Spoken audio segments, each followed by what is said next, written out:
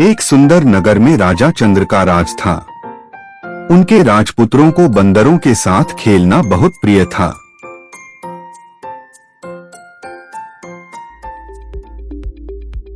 इन बंदरों का एक चतुर और बुद्धिमान सरदार था, जिसे सब वानर राज कहते थे। वानर राज सब बंदरों को नीति और समझदारी की शिक्षा देता था, इसलिए सब उसकी आज्ञा मानते थे।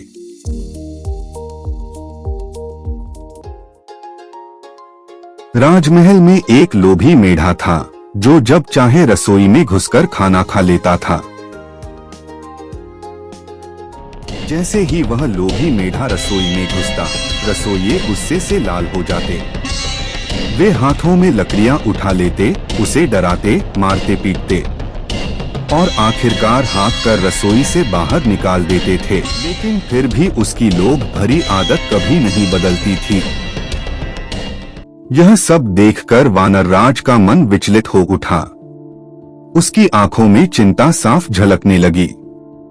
वह चुपचाप सब कुछ देख रहा था और मन ही मन आने वाले भयानक परिणामों के बारे में सोचने लगा। उसे आभास हो गया था कि यह सब किसी बड़ी विपत्ति की शुरुआत है।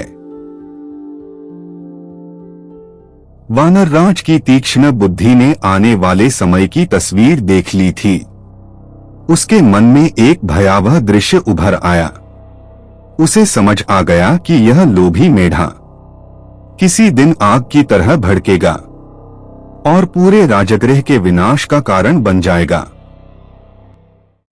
वानरराज ने सब बंदरों को पास बुलाया और गंभीर स्वर में उन्हें समझाने लगा। उसने कहा कि यह राजमहल सुरक्षित नहीं है।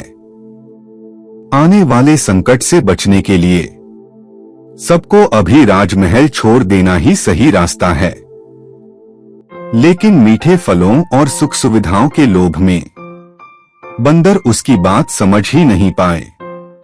लोभ ने उनकी आंखों पर ऐसा पर्दा डाल दिया कि उन्हें आने वाला खतरा दिखाई ही नहीं दिया। इसलिए उन्होंने वानरराज की सलाह को अनसुना कर दिया। अपनी बात अनसुनी होते देख वानरराज का मन बहुत दुखी हो गया। उसकी आंखों में आंसू थे और दिल भारी हो चुका था। किसी से कुछ कहे बिना वह चुपचाप राजमहल छोड़कर अकेला ही गहरे जंगल की ओर चल पड़ा।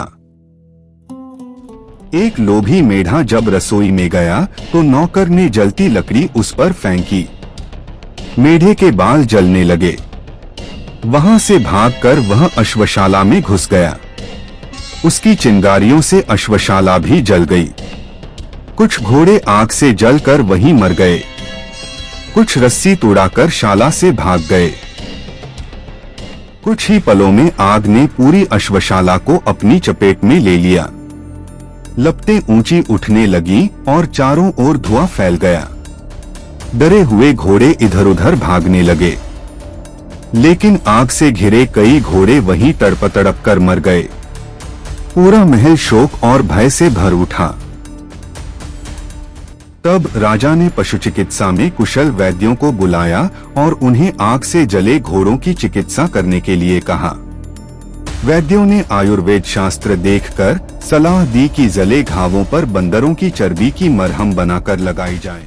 घोड़ों के इलाज के नाम पर राजा ने एक क्रूर आदेश दे दिया।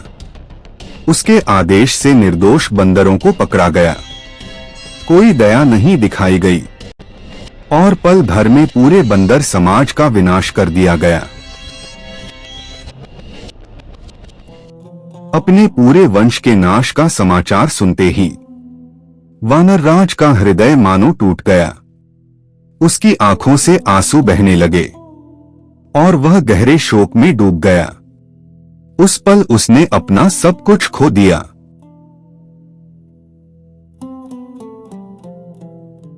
उसके मन में राजा से बदला लेने की आग भड़क उठी।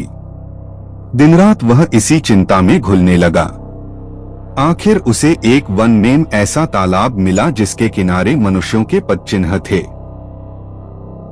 वानरराज ने अपनी बुद्धि का प्रयोग किया।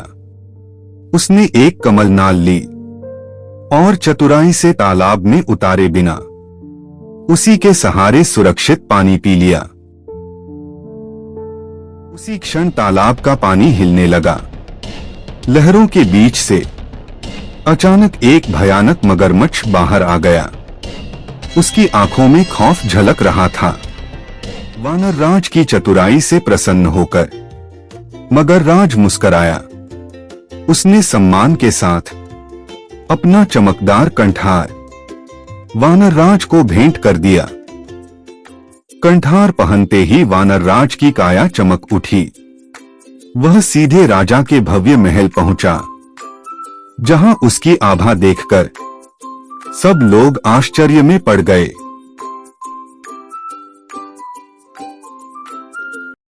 कंठार की तेज चमक देखते ही राजा की आंखें फैल गईं। वह उसकी आभा से इतना मोहित हो गया कि कुछ पल के लिए सब कुछ भूल बैठा। वानरराज ने तालाब की झूठी कथा सुनाई। लोभ में राजा सबको लेकर तालाब चल पड़ा। जो भी तालाब में गया लौटकर नहीं आया। मगरराज सबको निगलता चला गया। इतना कहकर वानरराज फुर्ती से पास ही खड़े एक ऊंचे पेड़ पर चढ़ गया। ऊपर से उसने नीचे खड़े राजा की ओर देखा। उसकी आंखों में अब कोई डर नहीं, केवल न्याय की ज्वाला थी। वह गरजते हुए बोला, तुमने मेरे पूरे कुल का नाश किया था, आज मैंने तुम्हारे वंश का अंत कर दिया।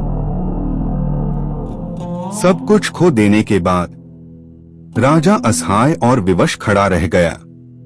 क्रोध और पश्चाताप के बीच वह भारी मन से अकेला ही महल की ओर लौट गया।